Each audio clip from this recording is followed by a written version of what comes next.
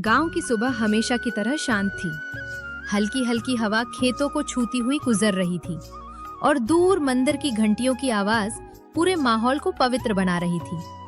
लेकिन उस दिन उस छोटे से गांव में कुछ ऐसा होने वाला था जो आने वाले कई सालों तक लोगों की यादों में बस जाने वाला था। ये कहानी है उसी गांव की, जहां लोगों की सोच आज भी पुराने रिवाजों और समाज के डर से बंधी हुई थी। यहाँ इज्जत का मतलब था दूसरों की बातों से डरना और अपने सपनों को दबाकर जीना। इसी गांव में रहती थी शांति, एक सीधी सादी माँ जिसने अपनी बेटी को बहुत प्यार से पाला था। उसने हमेशा यही सपना देखा था कि उसकी बेटी कुछ बड़ा करे, पढ़े लिखे और अपने नाम से पहचानी जाए। लेकिन किस्मत को शायद कुछ और ही मंजूर था। एक दिन अचानक पूरे गांव में एक खबर आग की तरह फैल गई। शांति की बेटी घर से भाग गई। बस फिर क्या था, गांव की गलियों में फुसफुसाहटें शुरू हो गईं। चौपाल पर लोग उंगलियां उठाने लगे और हर गली नुक्कड़ पर बस एक ही नाम लिया जाने लगा, शांति। जिस माँ ने अपनी बेटी को दिल से चाहा था, वही माँ अब समाज के तानों का बोझ उठाने को मजबूर हो गई। लोग उसके घर के सामने खड़े होकर बातें बनाते और हर शब्द उसके दिल पर तीर की तरह लग जाता। अरे बहनों, सुना तुम लोगों ने? शांति की लड़की रातों रात भाग गई।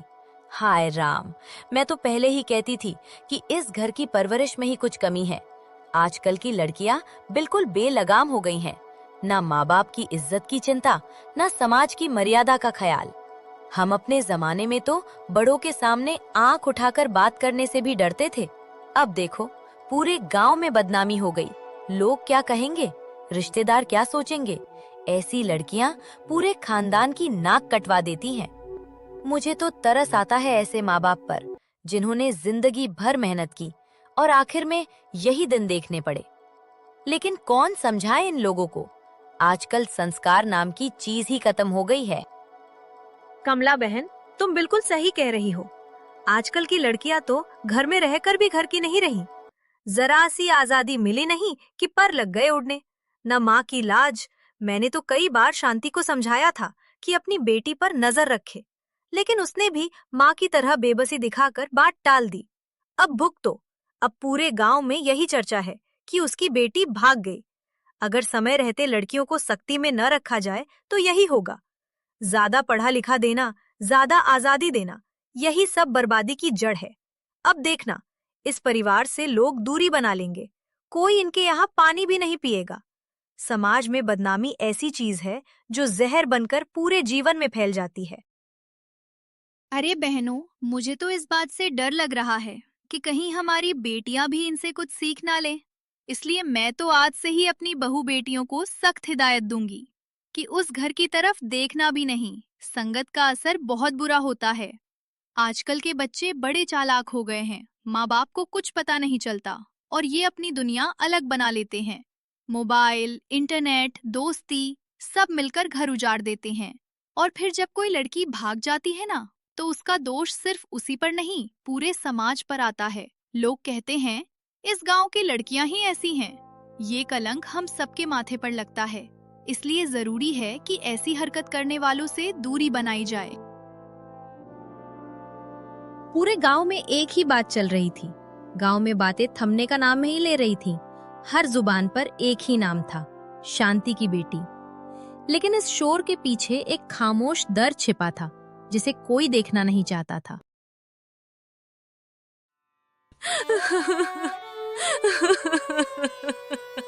उधर उसी गांव के एक छोटे से कच्चे घर में शांति जमीन पर बैठी फूट फूट कर रो रही थी। उसकी आंखों में सिर्फ आंसू नहीं थे, बल्कि डर, बदनामी और समाज के तानों का सैलाब था। बेटी के जाने का दर्द अलग था, लेकिन उससे कहीं ज्यादा भारी था लोगों का जहर भरा व्यवहार। हर ताना उसे अंदर से तोड़ रहा था। उसे डर था, अब कैसे इस समाज में सिर उठाकर जिएगी। तभी एक पड़ोसन आती है और वह शांति को समझाती है। शांति, खुद को इतना मत कोस। तूने अपनी तरफ से कोई कमी नहीं छोड़ी। बेटी का जाना सिर्फ उसकी गलती नहीं होती। उसके पीछे कई दर्द छिपे होते हैं, जिन्हें समाज कभी देखना नहीं चाहता। ये लोग जो आज बातें बना रहे हैं, कल किसी और के घर पर यही तमाशा करेंगे। समाज का दस्तूर ही यही बन गया है, सहारा देने से पहले पत्थर मारना। तू मजबूत बन, तेरी एक और बेटी है, उसके लिए तुझे खड़ा रहना होगा। अगर तू टूट गई तो वो भी टूट जाएगी। लोग क्या कहेंगे, ये सोचकर अगर हम जीना छोड़ दें तो जिंदगी कभी आगे नहीं बढ़ेगी। आज नहीं तो कल सच्चाई सामने आएगी। बस तू हिम्मत मत हार, तेरी चुप्पी ही एक दिन इन सब सवालों का जवाब बनेगी। हे भगवान, मेरी बेटी ने ऐसा क्यों किया? क्या मेरी ममता में ही कोई कमी रह गई थी? मैंने तो दिन रात मेहनत करके उसे पाला, पढ़ाया, समझाया, फिर भी वो चली गई। अब ये समाज मुझे जीने नहीं देगा। हर कोई उंगली उठाएगा, हर कोई मेरे चरित्र पर सवाल करेगा। आज सुबह से कोई मेरे घर पानी पीने नहीं आया, कोई हाल पूछने नहीं आया। सब बस बातें बना रहे हैं, जैसे मेरी बेटी नहीं कोई गुनहगार भागी हो। क्या एक माँ का दिल नहीं टूटता? क्या हमें दर्द नहीं होता? क्या हमारी मजबूरी किसी को दिखाई नहीं देती? मैं जानती हूँ मेरी बेटी गलत नहीं थी, जरूर कोई बड़ी मजबूरी रही होगी, लेकिन ये समाज तो सुनने को तैयार ही नहीं।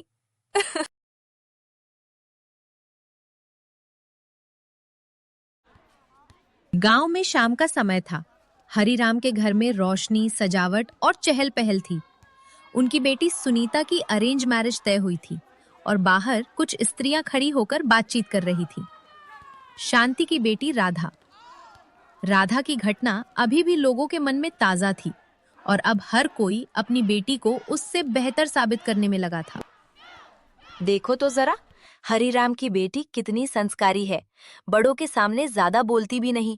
हमारी तो किस्मत अच्छी है कि हमारे गांव में अभी भी ऐसी लड़कियां हैं, वरना कुछ लोग तो अपनी बेटियों को ज्यादा आजादी देकर पछता रहे हैं। जैसे अब शांति की बेटी को ही देख लो, भाग गई। उसने किसी के बारे में नहीं सोचा। सही कहा तुमने, कम से कम शांति की बेटी जैसी तो नहीं निकली। आजकल की लड़कियां अगर ज्यादा पढ़ लिख लें तो खुद को बहुत समझदार समझने लगती हैं। हरिराम ने समझदारी दिखाई है। लड़की जवान हुई नहीं कि तुरंत रिश्ता तय कर दिया। देर करने में भलाई नहीं होती। आपने बहुत अच्छा किया है बहन जी ये शादी करके। बाहर बैठी सुनीता सब सुन रही थी। उसके हाथों में मेहंदी सजी थी, पर दिल में हल्का डर था। उसे समझ आ रहा था कि ये शादी सिर्फ उसका रिश्ता नहीं, बल्कि समाज को दिया गया जवाब भी है, लेकिन वो कुछ नहीं कह पा रही थी।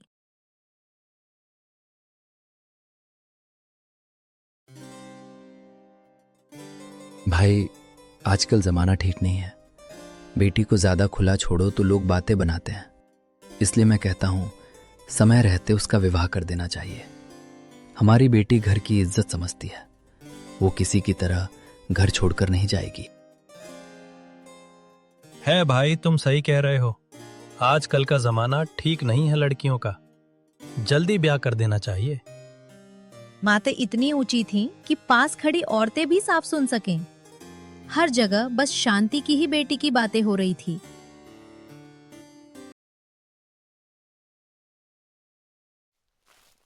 गांव में कुछ दिनों तक वही सिलसिला चलता रहा। एक घर की शादी, दूसरे घर की तुलना और हर बातचीत में संस्कार का जिक्र। बेटियों को समझाया जाता, धीरे चलो, कम बोलो, ज्यादा मत सोचो। इसी गांव में रहती थी नैना, 12वीं कक्षा में पूरे जिले में प्रथम आने वाली एक तेज तर्रार लड़की। उसकी आंखों में बड़े सपने थे। वो कुछ करना चाहती थी। वो शहर जाकर प्रशासनिक सेवा की तैयारी करना चाहती थी। वो चाहती थी कि एक दिन वो अधिकारी बनकर अपने जैसे गांव की सोच बदले। लेकिन सपनों की राह आसान कहाँ होती है। माँ, मुझे एक जरूरी बात कहनी है। आप जानते हैं ना, मैं हमेशा से पढ़ाई में आगे रही हूँ। स्कूल में जब भी रिजल्ट आता था, आप गर्व से कहते थे, ये हमारी बेटी है। वही गर्व मैं जिंदगी भर आपके चेहरे पर देखना चाहती हूँ। मैं प्रशासनिक सेवा में जाना चाहती हूँ। मैं चाहती हूँ कि मैं अफसर बनकर इस गांव की तस्वीर बदल दूं। यहाँ की औरतों को, बेटियों को, गरीब परिवारों को उनका हक दिलाऊं। लेकिन इसके लिए मुझे शहर जाकर तैयारी करनी होगी। यहाँ कोचिंग नहीं है, सही मार्गदर्शन नहीं है। मैं जानती हूँ शहर दूर है, खर्चा भी होगा, लोग बातें भी करेंगे, पर माँ, क्या सिर्फ इसलिए मैं अपने सपनों को छोड़ दूं? क्या सिर्फ इसलिए कि मैं लड़की हूँ? आपने ही तो सिखाया है कि मेहनत से बड़ा कोई धर्म नहीं होता। नैना, तू जानती है ना बेटा, हम तुझसे कितना प्यार करते हैं।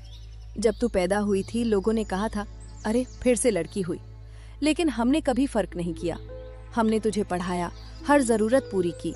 पर बेटा, ये गांव है, यहाँ लोगों की जुबान तलवार से भी तेज होती है। शहर भेजना आसान नहीं होता।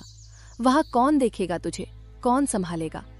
अभी तुमने भी देखा, शांति की बेटी जो कांड किया है, उसकी वजह से पूरा गांव भड़क गया है। मुझे नहीं पता शांति की बेटी ने क्या किया है, और मैं कोई गलत रास्ता नहीं चुन रही। मैं आपकी इज्जत बढ़ाना चाहती हूँ। मेरा वादा है, मैं अपनी मर्यादा नहीं भूलूंगी। आपकी परवरिश को कभी कलंकित नहीं करूंगी। बस मुझे एक मौका दे दीजिए।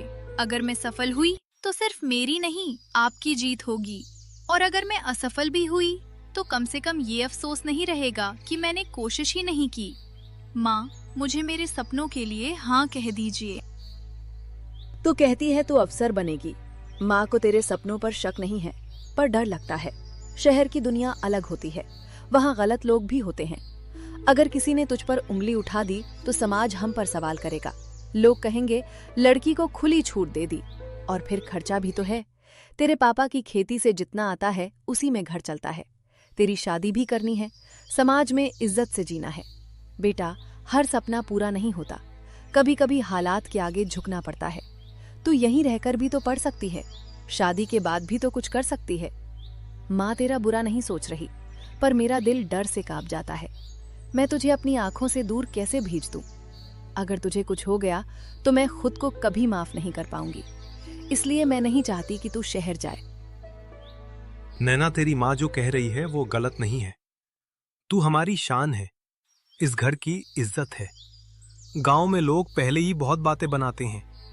अगर हमने तुझे अकेले शहर भेज दिया तो कल को पंचायत में हमें जवाब देना पड़ेगा। बेटी, मैं जानता हूं तू होशियार है। जब तू पढ़ाई में पहला स्थान लाती है तो मेरा सीना गर्व से चौड़ा हो जाता है। पर दुनिया सिर्फ मेहनत से नहीं चलती, समाज के नियम भी होते हैं। यहाँ लड़कियों की जिंदगी अलग तरह से देखी जाती है। मैं इस समाज से अकेले लड़ नहीं सकता। और सच कहूं तो मुझे डर है। शहर में रहना, खर्च उठाना, तेरी सुरक्षा, ये सब आसान नहीं है। अगर तू लड़का होती तो शायद मैं एक पल भी ना सोचता, पर तू लड़की है और यही सच्चाई मुझे रोक देती है। मैं तेरे सपनों के खिलाफ नहीं हूं, पर तेरी सुरक्षा और इस परिवार की इज्जत मेरे लिए सबसे पहले है। मैं चाहता हूं तू खुश रहे, सुरक्षित रहे। अफसर बनना अच्छा सपना है, पर हर सपना किस्मत में नहीं होता। इसलिए मैं भी यही कहूंगा, शहर जाने की जिद छोड़ दे। माँ पापा के शब्दों ने उसके दिल को चोट पहुंचाई, पर उसके सपनों की लौ अभी बुझी नहीं थी। अरे भाई, मानना पड़ेगा हरिराम को। गरीब जरूर है, पर उसने अपनी बेटी को ऐसे संस्कार दिए हैं कि बड़े बड़े घरों की लड़कियां भी क्या देंगी। कल मैंने अपनी आंखों से देखा, विदाई के समय भी वो लड़की सबको फोल्डेड हाथ जोड़कर धन्यवाद कर रही थी। आजकल की लड़कियां तो जरा सी बात पर मुंह बना लेती हैं, पर हरिराम की बेटी के चेहरे पर तो बस विनम्रता थी। और दूल्हा भी क्या भाग्यशाली है, उसे हीरा मिला है, हीरा। हरिराम ने भले पैसे कम खर्च किए हों, पर इज्जत ऐसी कमाई है कि पूरा गांव उसकी मिसाल देगा। सच कहूं तो आज मेरा सीना भी गर्व से चौड़ा हो गया। ऐसे ही माँ बाप होना चाहिए जो कि समय रहते लड़की का विवाह कर दे। है काका, आप बिल्कुल सही कह रहे हैं। आज मैं खुलेआम कहता हूं कि हरिराम ने पूरे गांव का मान बढ़ाया है। उसने साबित कर दिया कि बेटी बोझ नहीं होती, बल्कि घर की शान होती है। उसकी बेटी की शादी जिस घर में हुई है वो परिवार भी बहुत इज्जतदार है। दहेज की लालच नहीं, बस अच्छे संस्कार की कद्र की। ये हमारे गांव के लिए मिसाल है। अगर हर पिता अपनी बेटी को ऐसे ही शिक्षित और संस्कारी बनाए तो समाज बदल जाएगा। आज मैं पंचायत की ओर से हरिराम को बधाई देता हूं। उसकी मेहनत और ईमानदारी ने आज उसे सच्चा सम्मान दिलाया है।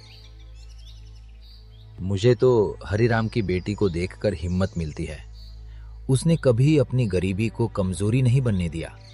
हमेशा पढ़ाई में आगे रही, सबकी मदद की और आज अच्छे घर में विदा हुई। लोग कहते थे कि गरीब की बेटी क्या करेगी, पर उसने सबको गलत साबित कर दिया। मैं भी चाहती हूं कि एक दिन मेरे माँ बाप भी मेरे कारण ऐसे ही गर्व महसूस करें। सच में आज गांव की हर लड़की के लिए वो प्रेरणा बन गई है। बेटी हो तो हरिराम की बेटी जैसी हो। आज गांव की गलियों में सिर्फ एक ही नाम था, हरिराम। उसकी बेटी की विदाई ने गांव को एक सीख दी थी कि असली दौलत पैसे में नहीं, संस्कारों में होती है। जो लोग कभी ताने देते थे, आज वही तारीफों के पुल बांध रहे थे। और हरिराम, वो अपने आंगन में खड़ा आसमान की ओर देख रहा था, जैसे भगवान का धन्यवाद कर रहा हो। उसकी आंखों में आंसू थे, पर वो खुशी के थे।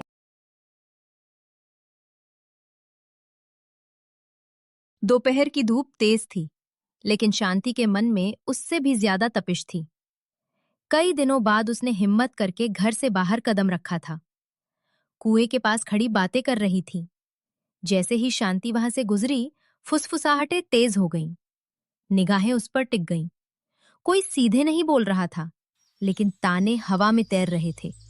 और फिर किसी ने ऊंची आवाज में कह दिया, अरे यही है उस भागी हुई लड़की की माँ। अरे देखो देखो, कौन जा रहा है? पहचान लिया ना सबने? यही है वो जिसकी बेटी इश्क में अंधी होकर घर से भाग गई। हाय रे जमाना, माँ बाप की इज्जत मिट्टी में मिला दी और ये बेचारी अब यूं सिर झुकाए घूम रही है। मैं तो पहले ही कहती थी, ज्यादा छूट देना ठीक नहीं होता। पढ़ा लिखा दो, फोन दे दो, बाहर भेज दो, फिर यही होगा। अब भुगतो।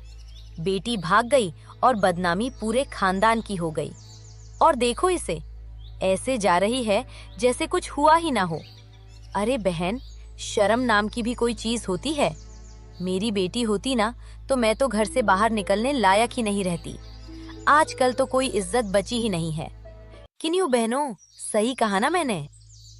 कमला धीरे बोल, पर सच तो यही है। गांव में इज्जत कमाना मुश्किल है और गवाना बहुत आसान। शांति ने शायद अपनी बेटी पर ध्यान नहीं दिया होगा। आजकल की लड़कियां जरा सी मीठी बातों में आ जाती हैं। अब देखो ना, हरिराम की बेटी की शादी हुई तो पूरे गांव में ढोल बजा, और यहाँ तो लोग नाम लेने से भी कतराते हैं। फर्क तो पड़ता है ना परवरिश में। शांति को देखो, कितनी सीधी बनती थी, पर अपनी ही बेटी को संभाल ना पाई। अब ताने तो सुनने ही पड़ेंगे। गांव है, शहर नहीं। यहाँ हर बात याद रखी जाती है।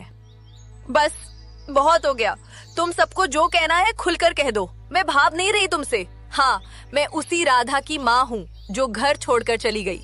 पर क्या तुम में से किसी ने कभी आकर पूछा कि उस दिन के बाद मेरे घर में क्या हुआ?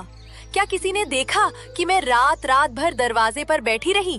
क्या किसी ने महसूस किया कि एक माँ का दिल कैसे टूटता है? तुम सबको बस तमाशा चाहिए। आज मेरी बेटी गई है, कल तुम्हारी भी हो सकती है। तब समझ में आएगा कि ताना मारना कितना आसान है और सहना कितना मुश्किल। मैं मानती हूँ मेरी बेटी ने गलती की, बहुत बड़ी गलती। पर क्या उसकी गलती की सजा मैं उम्र भर भुगतूं? क्या मैं माँ होना छोड़ दूं?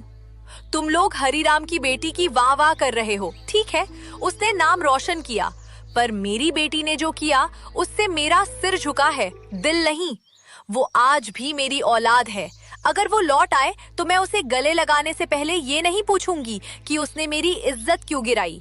मैं बस ये पूछूंगी कि उसने इतना बड़ा दर्द क्यों चुना। गली में कुछ पल के लिए सन्नाटा छा गया। ताने देने वाली आवाजें धीमी पड़ गईं। शांति की आंखों में आंसू थे, पर कदम पहले से मजबूत थे। आज पहली बार उसने तानों से भागने के बजाय उनका सामना किया था।